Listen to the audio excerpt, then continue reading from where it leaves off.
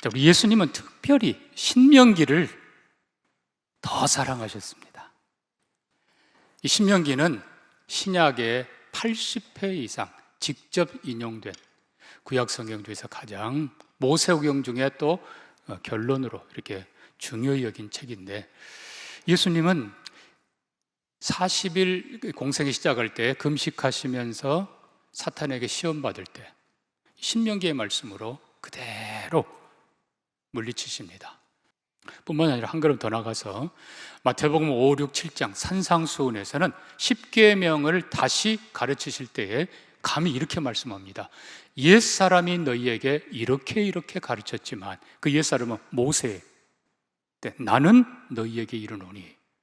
그 예수님은 모세가 전한 십계명 그리고 신명기를 더 강화, 확인시키십니다. 그러니까 신명기는 예수님 통해서 더 하나님의 말씀으로, 또 하나님의 권위로 지금도 우리에게 믿음과 삶의 원칙이 되는 말씀으로 선포되는 것이고, 예수님은 또 말씀드린 대로 모세보다 더 강하게 가르치심으로 자신을 드러내십니다. 자, 그러면 이제 모세와 그리스도, 모세와 예수. 유대인들은 당연히 모세죠, 모세. 너희는 예수 제자지만 조롱하면서 우리는 모세의 제자라. 그래서 유대인들의 회당 가면, 지금도 가버나움 회당 터에도 가보면요, 뒷자리에 대리석으로 의자를 잘 하나 만들어 놨습니다. 그게 바로 모세의 자리입니다. 예수님도 그랬죠. 마태복음 23장에서 바리새인들이 모세의 자리에 앉으려고 하는 것 내가 안다. 그러나 그들이 하는 말은 가르치고 하는 짓은 따르지 말라. 모세의 자리. 유대인에게 모세는 대단한 존재입니다. 그러나 우리가 이제 먼저 기억해야 될 것이 있습니다. 여러분, 성경의 주인공은 사실 모세가 아닙니다. 아브라함이 아닙니다. 아담이 아닙니다. 다윗이 아닙니다. 예수 그리스도이십니다. 창세기부터 요한계시록까지 모세의 글과 시편과 그리고 선지서에 나를 가리켜 기록한 모든 것이 이루리라. 이 모든 것이 다 예수 그리스도가 주인이십니다. 그런데 이거를 부인하는 사람들이 있어요. 먼저는 전체를 부인하는 이 유대인들, 어떻게 해서든지 심지어 창세기 3장 15절 여자 후손까지도 분명히 그건 단수고 고난받고 뱀을 짓밟고 승리한 예수 그리스도인데, 유대인들로 이렇게 바꿔가지고 유대인들이 고난을 받지만 승리한다, 이런 식으로 해석을 합니다. 이제 이사야 53장 가면은 그가 찔림은 우리의 허물을 인하며 그가 상함은 우리의 죄악을 인함이라. 메시아의 고난당한 그 모습은 설명할 방법이 없으니까 금서 읽지 마라. 이게 유대인들이. 여러분, 다시 얘기합니다. 성경의 주인공은 모세가 아니라 예수를 볼 수 있어야 합니다. 실은 창세기 1장을 펼치면서 아담부터, 그 아담도 마지막 아담 예수의 모습이, 빛도 장차올 예수 그리스도, 하나님이 말씀하신 것도 장차올 예수 그리스도, 멜기세덱 예수 그리스도, 요셉 예수 그리스도, 출애굽기 어린 양 예수 그리스도. 사실 근데 민수기는 쉬워요. 민수기는 사건들이 많은데 우리가 아는 대로 쪼개진 반석, 물을 쏟아내던 그 반석 예수 그리스도시니라. 그 몸 피 흘려 우리를 구원한 예수 그리스도. 또 하늘에서 내린 만나, 모세가 준 것이 아니고 하나님이 주신 것이라. 그런데 그 만나가 아니라 내가 생명의 떡이니라. 만나가 결국 예수 그리스도. 한 걸음 더 나가서 민수기의 뒷부분 보면 장대에 높이 달린 놋뱀, 불에 들어가 두들겨 맞고 그리고 일그러지게 높이 장대에 들린, 누구든지 쳐다보면 살리라. 예수님이 친히 요한복음 3장에 말씀하시죠. 인자도 높이 들려야 하리니 누구든지 그를 믿는 자마다 구원을 받으리라. 민수기는 쉬워요. 자, 근데 문제는 신명기인데, 신명기는 설교란 말이에요. 앞부분은 과거를 회상하는 모세의 설교, 가운데 부분은 십계명을 자세하게 설명하는 설교, 그리고 마지막 부분은 앞으로 약속의 땅 들어가면 이렇게 살아야 된다, 그렇게 살면 하나님이 너에게 복을 주신다, 그렇지 않으면 하나님이 너희를 저주하신다, 복과 저주. 그러니까 이게 쉽지가 않은 거예요. 그럼에도 불구하고 칼빈 목사님 같은 경우에는 신명기를 거의 철저하게 메시아, 예수 그리스도 중심으로 해석을 해갑니다. 가장 중요한 부분들이 예를 들면 유월절. 자, 그런데 우리가 꼭 기억해야 될 신명기의 예수 그리스도 가장 중요한 구절이 바로 오늘 읽은 신명기 18장 15절과 18절입니다. 자, 15절 봅니다. 내 하나님 여호와께서 너희 가운데서 내 형제 중에서 너를 위하여 나와 같은 선지자 하나를 일으키시리니 너희는 그의 말을 들으라. 모세의 말을 수없이 거역한 백성들을 향해서 모세는 부탁합니다. 훗날 하나님이 너희 가운데 나 같은 선지자 하나를 세울 텐데 너희가 그의 말은 들으라. 그의 말을 듣지 않으면 너희는 영원히 망한다. 자, 16절, 7절은 그때 상황입니다. 호렙산에서 하나님께서 불 가운데 말씀하실 때 이스라엘 백성들이 두려워 떱니다. 감히 못 알아들어요. 제발 누군가를 통해서 말씀해 주세요. 그때 17절 여호와께서 내게 이르시되 그들의 말이 옳도다. 7, 8절입니다. 내가 그들 형제 중에서 너와 같은 선지자 하나를 일으키고, 이 하나님이 직접 하실 말씀입니다. 모세에게 너와 같은 선지자 하나를 일으키고 내 말을 그 입에 두리니 그가 다 말하리라. 여러분, 앞부분에는 모세가 나 같은 선지자, 그리고 뒤에 18절은 하나님이 직접 말씀하면서 모세에게 너 같은 선지자. 자, 근데 이 전체 상황을 우리가 봐야 됩니다. 신명기 요 부분의 앞부분으로 가면은 9절부터 보니까 네가 약속의 땅에 들어가거든 그 민족들의 가증한 것 본받지 말라. 그리고 10절 보니까 점쟁이나 기륭을 말하는 자나 요술하는 자나 무당이나 지는 자나 신접자나 박수나 초혼자를 너희 가운데 용납하지 말라. 13절에 점쟁이 말을 듣지 말라. 그것들을 물리치라. 아멘입니까? 그리고 20절 이하도 보면은 어떤 선지자가 내 이름으로 말한다 하더라도 다른 신의 이름으로 하든지 아니면 그 말이 증언도 없고 효험도 없으면 그들도 거절하라. 그러니까 거짓 선지자를 분별하라. 그러니까 앞에는 이방의 선지자들을 용납하지 말라. 뒤에는 거짓 선지자들을 분별하고 분명히 물리치라. 그리고 가운데 주시는 말씀이 모세 같은 선지자, 참 선지자를 기다리라. 그분의 말을 들으라. 자, 그러면 한마디로 말하면 모세가 말한 나 같은 선지자, 하나님이 모세에게 말씀한 너 같은 선지자를 내가 훗날 세우리라. 그분이 바로 예수 그리스도이십니다. 자, 우리가 누가복음 9장 봅니다. 예수님 변화산에서 기도하실 때 용모가 변화되고 그 옷이 휘어져 광채가 나더라. 문득 두 사람이 예수와 함께 말하니 모세와 엘리야라. 이때 베드로가 정신없는 말을 하죠. 초막 셋을 지읍시다. 영광중에 나타나서 장차 예수께서 예루살렘에서 뭐 하실 것? 별세하실 것을 말할세. 구름 속에 소리가 나서 이르되 이는 내 아들 곧 택함받은 자니 너희는 그의 말을 들으라. 자, 여러분 이 부분을 잘 보십시오. 먼저는 모세의 영광, 그리고 예수 그리스도의 영광. 모세는 40일 동안 하나님의 영광 앞에 머물며 기도했습니다. 그때에 하나님의 영광이 그의 얼굴에 묻어났습니다. 몰랐지요. 사람들이 놀랍니다. 두려워합니다. 그래서 모세가 얼굴을 수건으로 가립니다. 왜요? 자기 영광이 아니라 하나님의 영광이 묻어난 것이고 곧 사라질 것이기 때문에 얼굴을 가린 것입니다. 그러나 정반대로 예수 그리스도의 얼굴은 마태복음에 보면 얼굴이 해같이 빛난다라고 하셨고, 또 마가복음에는 그 옷이 빛났다. 누가복음에는 형체 전체가 빛난 것으로 되어 있습니다. 여러분, 예수 그리스도는 누구의 영광이 묻어나는 것이 아니라 그분 자신의 영광입니다. 요한복음 1장 14절 보니까 말씀이 육신이 되어 우리 가운데 거하심에 우리가 그의 영광을 보니 아버지의 독생자의 영광이요 은혜와 진리가 충만하더라.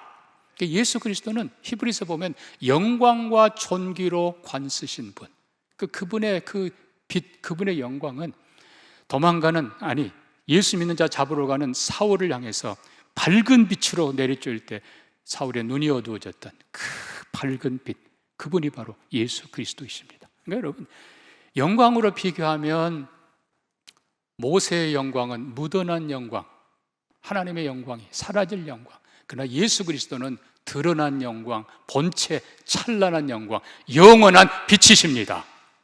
사역도 마찬가지예요. 물론 모세 자신의 성품도 온유한 자, 모세는 온유하더라. 예수님의 온유하심을 드러내지요. 모세, 기도하던 모세, 예수님의 기도하는 모습 많이 닮았지요. 그러나 중요한 것은 우리가 모세와 예수 그리스도를 비교해 봐야 되는 것입니다. 자, 그래서 첫째는 말씀드린 대로 영광을 비교했고, 그 다음에 아까 그 누가복음 9장에 너희는 그의 말을 들으라. 여기 너희는 베드로, 요한, 야고보만이 아니라 모세와 엘리야도 그의 말을 들어야 되는 거예요. 그러니까 하나님께서 결국 그의 아들을 통해서 말씀하시는 것입니다. 자, 우리가 성경 한 구절 더 봅니다. 히브리서 3장입니다. 함께 하늘의 부르심을 받은 거룩한 형제들아, 우리가 믿는 도리의 사도시며 대제사장이신 예수를 깊이 생각하라. 그는 모세보다 더욱 영광을 받을 만한 것이 집 지은 자가 집보다 존귀함 같으니라. 모세는 장래에 말할 것을 증언하기 위하여 하나님의 온 집에서 종으로 신실했고, 옛날 성경은 충성했고, 그 다음에 그리스도는 하나님의 집을 맡은 뭘로서? 아들로서 그와 같이 하셨으니. 모세는 종이었습니다. 모세는 사환이었습니다. 충성된 사환. 그가 부름받았을 때 저 못해요. 그러나 하나님께 끝까지 충성했던 사환. 그러나 예수 그리스도는 하나님의 아들이시고 하나님의 집의 주인이십니다. 여러분, 아들이란 말은 아버지와 본질, 그리고 성품, 그리고 지위, 이 모든 것이 똑같다는 거예요. 예수 그리스도는 아들이십니다. 비교하면 모세는 종, 사환, 예수 그리스도는 아들, 주인이십니다. 여러분, 우리의 성품과 우리의 삶이 정말 예수 그리스도를 드러내는 삶이 되기를 소망합니다.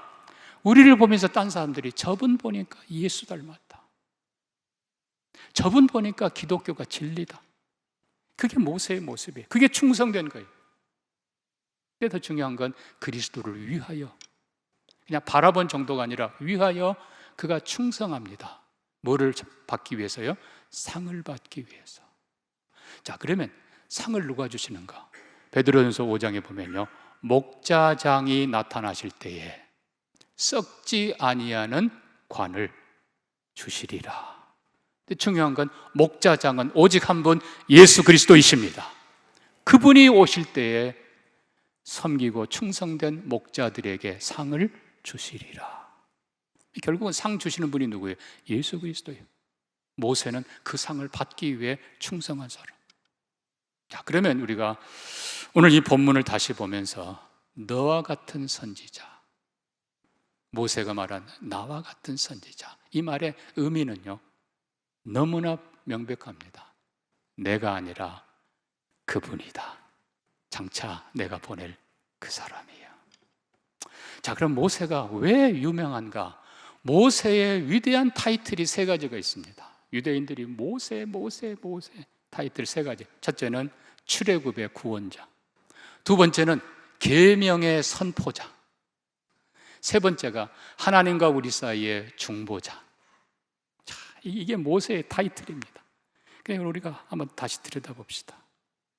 출애굽의 구원자, 정말 모세입니까? 모세가 지팡이를 드니까 나일강이 피로 변하고, 모세가 지팡이를 향해 하늘을 가리키니까 우박이 쏟아지고 어둠이 임하고, 모세가 홍해를 가르고, 여러분, 모세가 했어요? 아니에요. 하나님이 하십니다. 모세는 심부름꾼이에요. 자, 여러분, 10번 재앙의 가장 중요한 마지막 재앙 클라이막스가 바로 장자를 죽이는 심판입니다.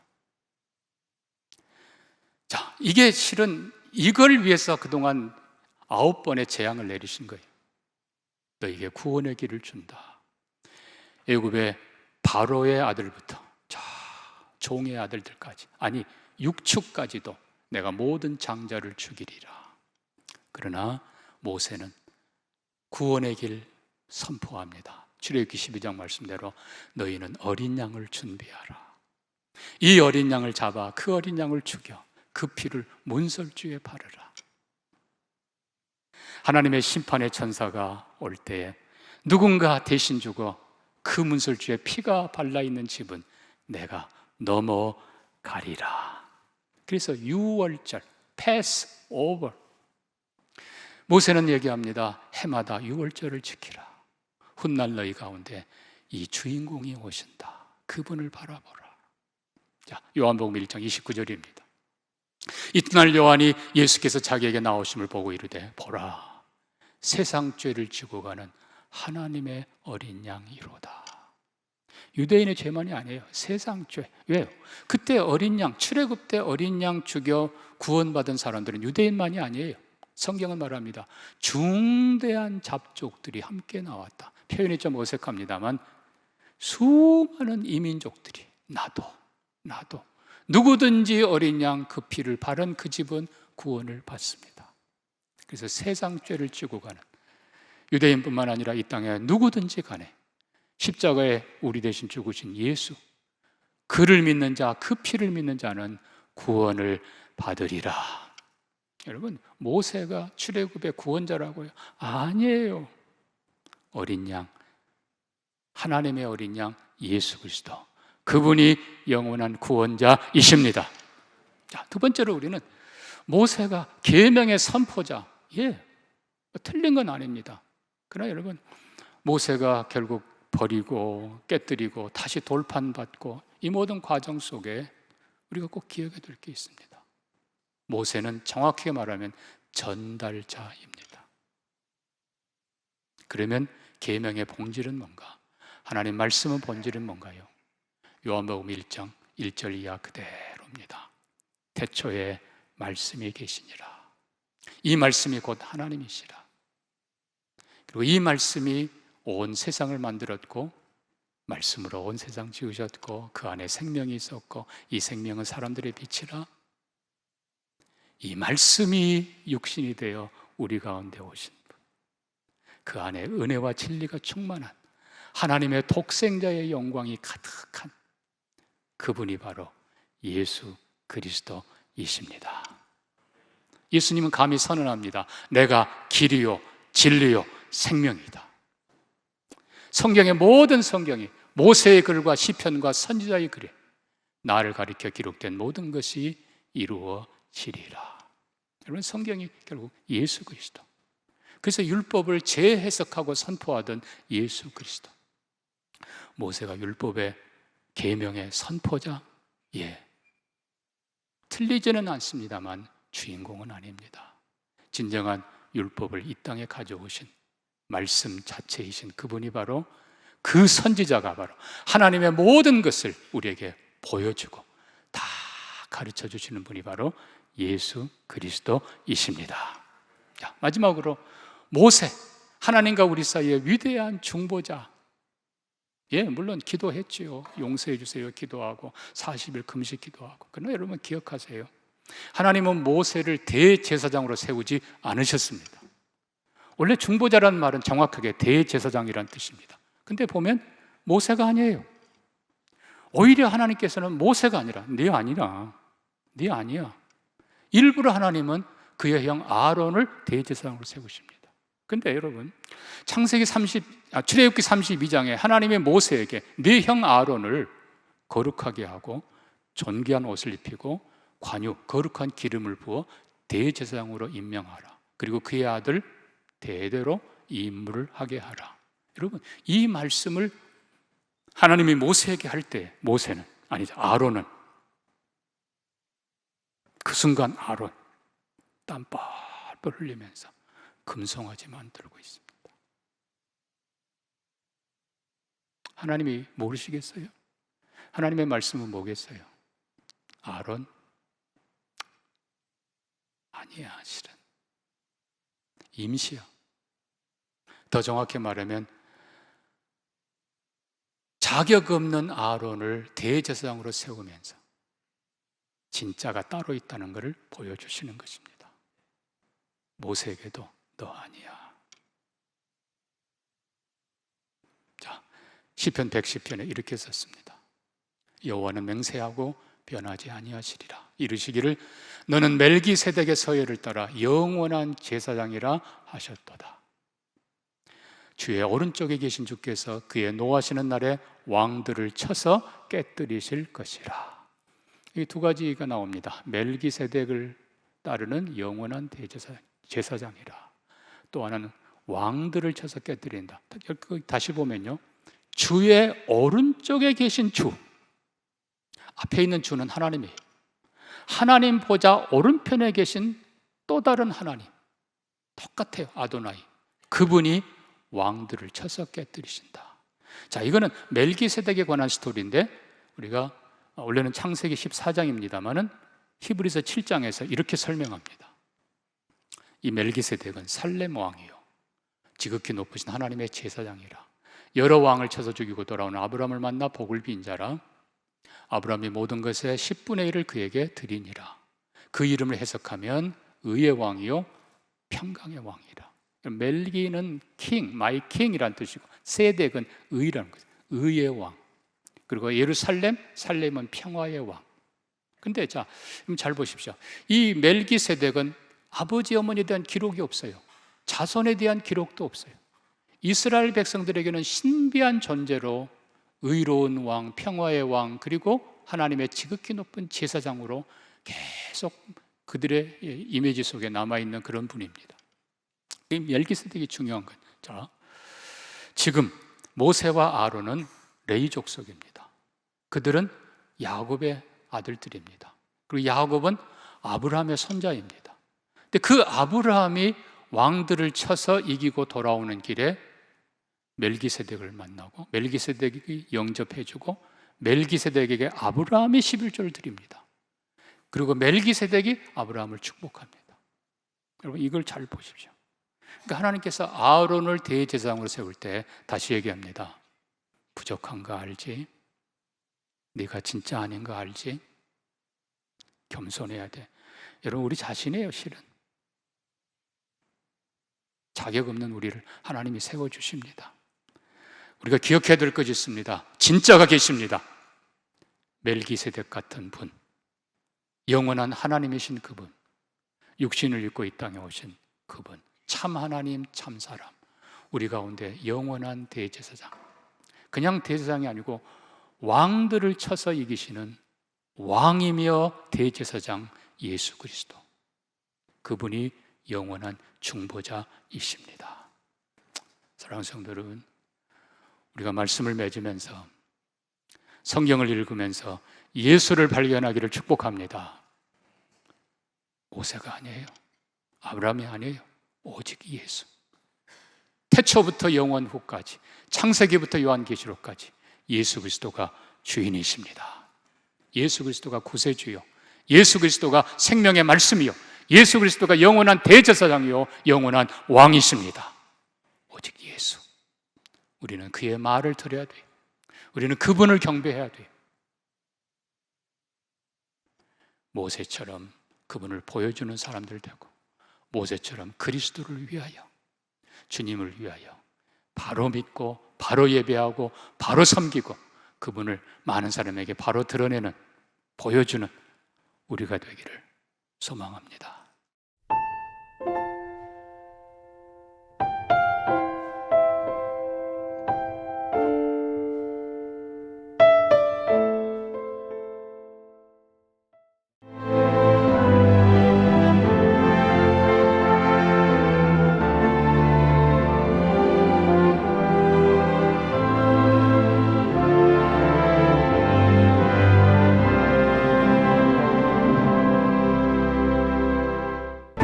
일 년 12달 꽃피는 섬이 있습니다. 천사섬 신안 사계절 꽃축제.